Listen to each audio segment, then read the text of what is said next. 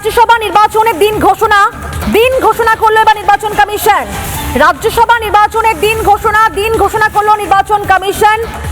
16ই March Rajya Sabha নির্বাচন রয়েছে, যে দিন ঘোষণা করা হলো এবার নির্বাচন কমিশনের তরফ থেকে।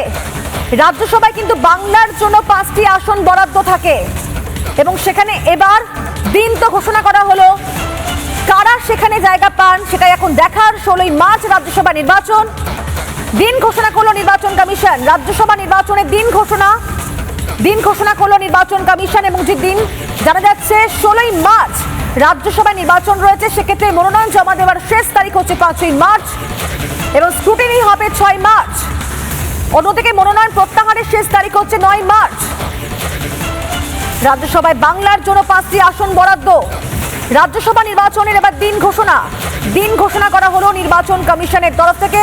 এখনো পর্যন্ত যে সমস্ত তথ্যগুলো জানা যাচ্ছে, 16ই মার্চ রাজ্যসভা নির্বাচন রয়েছে। আরো বিস্তারিত আমাদেরকে জানাবেন অনুপম, রয়েছেন আমাদের সঙ্গে। 26শে ফেব্রুয়ারি নমিনেশনের লাস্ট ডেট হচ্ছে 5ই মার্চ, স্ক্রুটিনি হবে 6ই মার্চ। লাস্ট উইথড্রল অর্থাৎ রাজ্যসভায় নাম দেওয়ার পর সেই নাম প্রত্যাহারের শেষ দিন বলছে নির্বাচন কমিশন 9ই মার্চ এবং 9টা থেকে বিকেল 4টে অবধি ভোট এবং কাউন্টিং হচ্ছে 16ই মার্চ বিকেল 5টায়।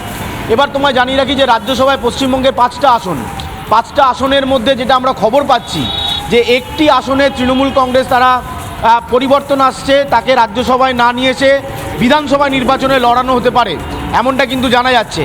বাকি যে 4টে আসনের মধ্যে বিকাশ রঞ্জন ভট্টাচার্য যে আসনে প্রার্থী হয়েছিলেন, লড়েছিলেন, রাজ্যসভায় গিয়েছিলেন, সেই আসনটাতে ফাইট হতে পারে। বাকি অন্যান্য আসনগুলোতে তৃণমূল কাদেরকে প্রার্থী করবে না সেইটা এখনও পর্যন্ত স্পষ্ট নয়। শোকেত গোখলে, সুব্রত বক্সি, ঋতব্রত বন্দ্যোপাধ্যায়, বিকাশ রঞ্জন ভট্টাচার্যের মতন মুখ রাজ্যসভায় এতদিন পর্যন্ত ছিল। তবে এবার তৃণমূল কংগ্রেস রাজ্যসভায় প্রার্থী বদল করবে কিনা, নাকি পুরনো যারা ছিল তাদেরকে এক্সটেন্ড করিয়ে দেওয়া হবে সেইটা এখনও নিশ্চিত নয়।